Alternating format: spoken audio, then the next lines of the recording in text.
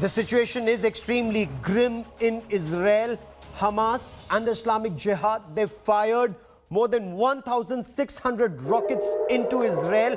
There have been fatalities in Israel. Now, there has been very strong counter-action, both by the Israeli Air Force, and what we are now being told is there are 83 fatalities in Gaza. More than 400 people have been injured. The apprehension is that this conflict is only set to escalate, with thousands of Israeli troops massed, perhaps, to enter Gaza.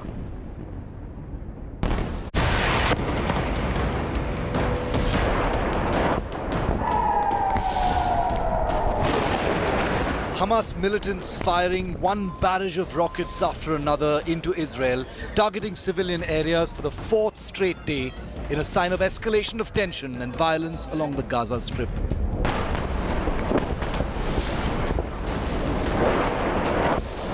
Hamas fired more than 1,600 rockets into Israel, which has resulted in the loss of 7 lives and several injuries.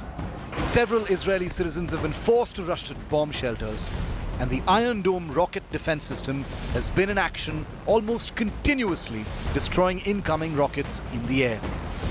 Israeli security forces hit back, launching a number of airstrikes into the Gaza Strip. Israeli security forces have called it a complex and first-of-its-kind operation, taking out the Hamas leadership and launch pads with pinpoint accuracy.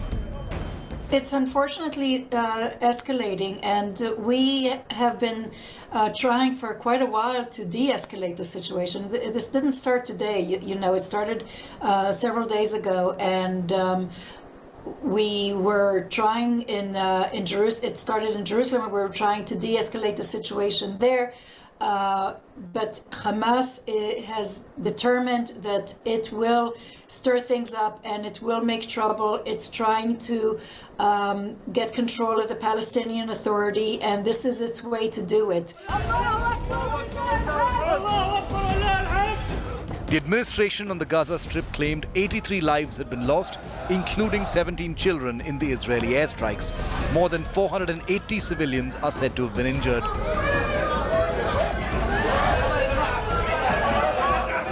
The Israeli Air Force brought down a 6-story residential building in the heart of the Gaza Strip, claiming that the building housed top leadership of Hamas, including its security and intelligence chiefs.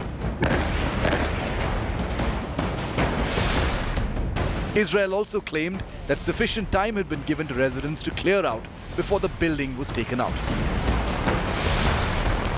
Israel has used precision-guided munitions to target specific buildings in its airstrikes.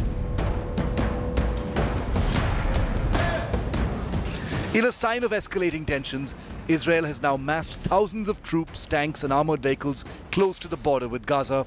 Both the United Nations and the United States are closely monitoring the situation and have called for a reduction in tensions. But given the strong statements from both sides, the tension and conflict are only set to escalate. Bureau Report, India Today. So this situation appears to be worsening. Joining me on the show is Ronie Yedidia Clein, Israel's Deputy Ambassador to India. Ambassador Clein, is the conflict now set to escalate? Are ground troops poised to enter Gaza, ma'am? Well, I can't tell you exactly because we haven't made the final decision yet, but we are getting ready for any eventuality. And we will, if necessary, if the rocket firing does not stop, then we will in fact have to send in the ground troops. That's something that we would rather not do, but if we don't have a choice, then we will. What is the end game? Ambassador, at this point of time, what's Israel looking at? Because the barrages, they just seem to continue. 1,600 rockets fired at Israel. It's actually already over 1,700 rockets as of the 1 hour ago. What we simply want is for the rockets to stop. That's our main aim. We don't want to be fired upon by Hamas. We don't want our civilian population to be held hostage by Hamas. We don't want the Palestinian civilian population to be held hostage by Hamas. Hamas is an extremist organization which it does not believe that the state of Israel should exist. It has stated numerous times, including in its own charter, that it wants to wipe Israel off the face of the earth, and it doesn't care who gets killed in the way, including its own citizens. You know, 1/3 of the rockets that are being fired out of Gaza don't even make it out of Gaza, and they're falling within the lines of Gaza and killing their own citizens.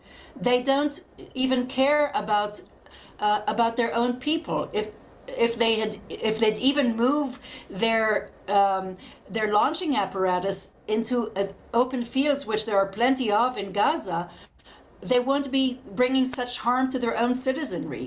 And yet with those cheap rockets that the Hamas uses, have they been able to, it's a battle of unequals. Israeli armed forces are so strong, state-of-the-art equipment with the Iron Dome, with the best aircraft, and yet Hamas terrorists, as you call them, militants as they call themselves, militants using those cheap rockets, have they been able to pin down the Israeli forces and people, ma'am?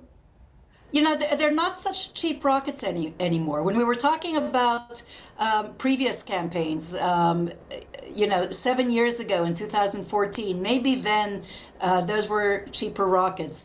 Today, from what we're seeing from the rockets that are being shot into Israel and fired into Israel, these are not cheap rockets anymore. These are much more expensive rockets. These are rockets that are being invested in by Iran.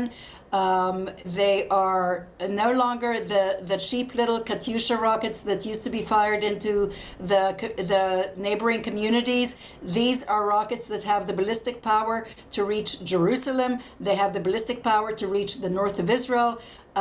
We're not talking about weak little Hamas anymore. This sort of framing of the situation as if big, strong Israel is facing this tiny little weak militant grassroots organization, that's not a fair game anymore. That's not the way to frame it anymore.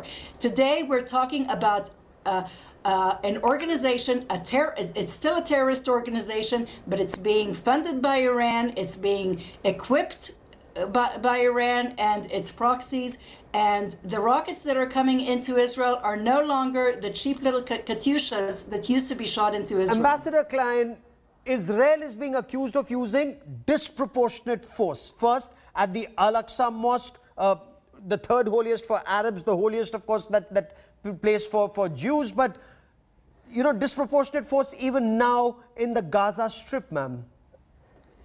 I beg to differ.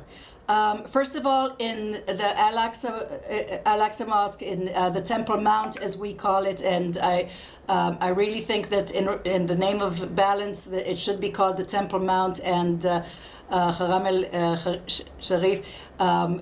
We did our very best in order to de-escalate the situation there. We prevented on one of the most celebratory days of our year, Jerusalem Day, which is the day when we celebrate the reunification of Jerusalem, which had been divided for 19 years before that and is the capital of the Jewish people for 3,000 years. We prevented Jews from going up to the Temple Mount. We stopped the flag march from happening. We we delayed a court case and we did everything possible in order to de-escalate the situation there, and instead of that we got more and more violence. As for what's happening in Gaza, it's not disproportionate. We are doing precision strikes in order to strike at the leadership of Hamas, in order to strike at their infrastructure. We are warning civilian populations in the area that's about to be hit that they are in danger of being hit, and giving them time to get out of the area. I don't agree with your statement that it's disproportionate. We're doing our very best. Is there an apprehension Ambassador, that this is escalating on multiple fronts in Gaza, as some of your senior political leaders have been quoted as saying it could also lead to, and it is leading to, clashes within Israel with the minorities. Could this escalate, as some argue, into a civil war kind of a situation within Israel, ma'am? What's happening in Israel is that small groups of extremists are being extremely vocal, extremely violent on both sides. This is something that the leadership of Israel has condemned, and the police are working to stop. We're talking about small groups on both sides, small groups of extremists, and I don't believe that it will lead into civil war. In fact, today there has been such an uprising against these extremists on both sides. We've seen people coming together in various institutions where they work together, in hospitals and schools and universities, and coming together in order to show the world that they are that there is friendship between Jews and Arabs in Israel, that this is not a civil war. So what is being done to de-escalate, the situation when it comes to Hamas, the Islamic Jihad? Neither side, we are told, willing to back down at this point of time. Now, would this also impact your relations improving with some of the Arab world? But could it, once again get back to the older days? Well, I hope that the fact that we have these new relations with the countries of the Gulf and other parts of the Arab world, Morocco and the UAE and Bahrain, would actually be some sort of a bridge in order to help us to de-escalate the situation with the Palestinians. Hamas is also working against them. Hamas's aim is to destabilize the region, to take over the Palestinian Authority. They started this whole thing when the Palestinian Authority, for reasons not at all connected to Israel, canceled the elections there. Yes. And they apparently thought that they would be able to win these elections. I don't know if that's true or not, but the fact that the Palestinian Authority decided to cancel them, that's what caused them to start all of this violence and firing up the region. Because they're afraid that the Palestinian Authority will go in the tracks of the UAE and Bahrain and Morocco and Sudan, who very wisely realized that there's no future in continuous warfare with Israel. The future lies in peace and Ambassador in Clein, having good relations and in doing business together and opening borders and being able to work together and live together. Sincerely hope the situation calms down. We'll track that story very closely. But for the moment, many thanks for joining us here on India Today.